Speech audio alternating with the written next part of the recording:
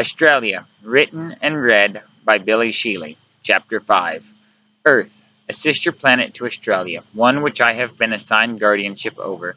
This planet resides in a realm which has not been visited by my people in the last 10,000 years. We had structures built and portals constructed. These monuments were to permit the safe travel between the two realms. That was until the human race became greedy and all-power hungry, at which point we were forced to leave, if but only for the future survival of the race, or it would seem that is what we had hoped. This, too, just as before, we were wrong or not, dwindling resources with a dying planet. None of the elders, not even I, as the assigned diplomat, seeing what would reside upon the coming horizon. There is a dark, malevolent force on its path. It seeks to destroy anything of love and happiness. We thought that we were safe. No one is totally safe, not even gods, should they exist. This is an evil we thought could be contained, for we were fools to think such an evil could have been contained. This is a force much older than us. With our technology, we developed a means of repelling such malevolence.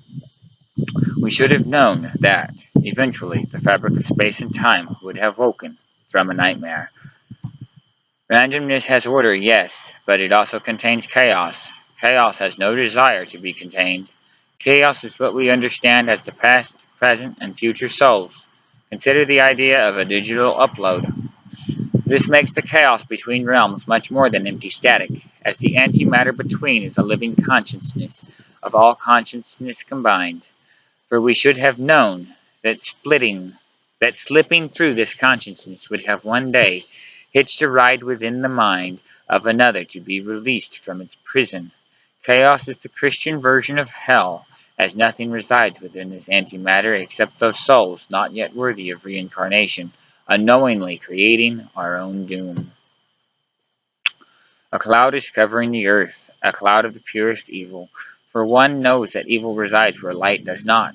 The light of love is like a candle. As with any candle, they all burn out. If one does not replace the exhausted candle or refill the lamp with oil, darkness is doomed to follow. The darkness of earth has been growing at an unprecedented rate. Its candles are low while lamps burn empty. The light of salvation is but a dimming glow, for humanity has turned against their kindred. While the wards against chaos fail, the net of protection is soon to fall. When the ward net drops, earth shall be no more.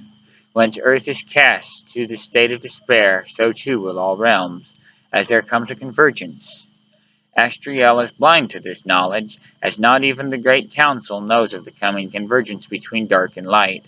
Unknown to this paradox, the elders are playing with fire, making Estrellea the arsonist of doomsday. The plethora, a machine used to travel beyond chaos without leaving a realm, is the key that has released this chaos from its prison, making Benjamin the host of all evil. Estrellea, in his library, has made this journey many times. It's commonplace being part of his daily life, for not even he could recognize the failing wards. This day is not just any day, but the beginning of the end. To use the plethora, one's soul must be separated. That's how it works. To travel beyond the bend of space and time without losing mortal form, one's consciousness must be separated. It's this separation that makes one vulnerable. This vulnerability feeds on those of weakened defenses. Estrellea may be strong in spirit, but Benjamin is not, for his spirit has already been broken. Benjamin has a pure heart. Yes, therefore this evil cannot reside within him for long. However, as with any host, chaos only needs to use his vessel as a means to escape its bindings. Undenounced to Estrellea, the storm has been building. The storm he's seen building was not a normal storm, but a storm of metaphysical chaos. After Estrellea took his roller coaster ride through space and time, chaos had infected his portal as lightning struck one of the wards, rendering him helpless to evil's infectious spread. Benjamin was walking home from work, as he always does, when he seen a black thicket of clouds on the setting horizon. The air went cold as ice, lightning an iridescent purple.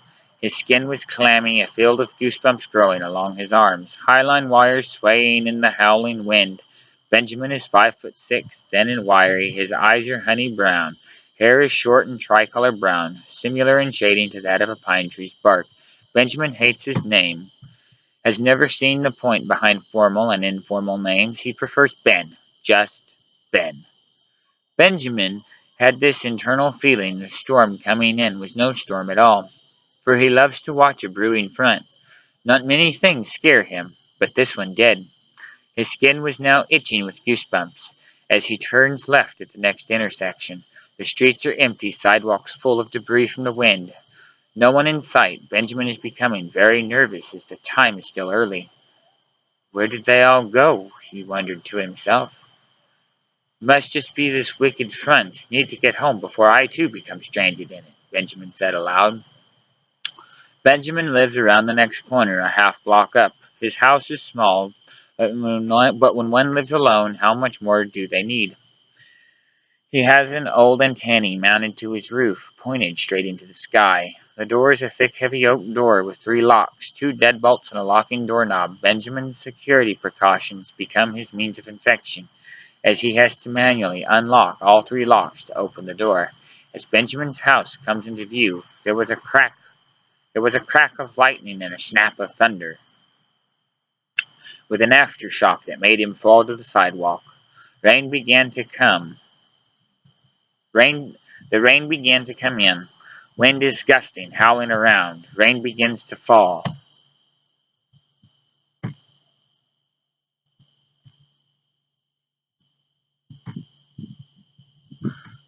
Rain begins to fall. Not a downpour yet. The drops are big. They sting and burn his arms when they hit. He can hear the drops as they slap the pavement. Scampering to his feet, Benjamin makes a run for it. The sky breaks open. The rain pours down, becoming a flood.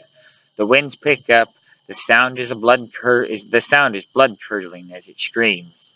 Blowing around and around, reaching in his pockets, Benjamin clasps his keys, holding them in a vice. Afraid if he lets them go, they may become lost.